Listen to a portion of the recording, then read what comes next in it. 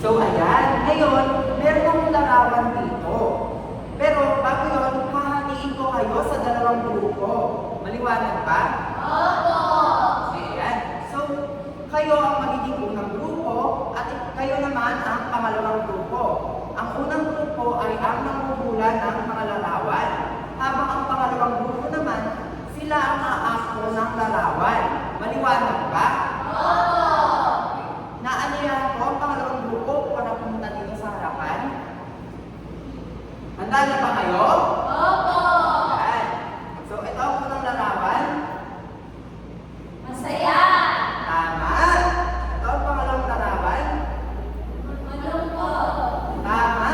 Ito naman ang pangatlong larawan. Galit! Tama. At ito naman ang panghuling larawan.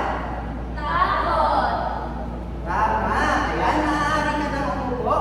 So, ayan, sa mga napakitang larawan, ano ang napansin nyo? Angelica? Sir, lahat may kapagpupo sa pagpupoy sa emosyon. Tama ang pagtukoy sa emosyon. At iyan ay kaugnay sa ating topic ngayon na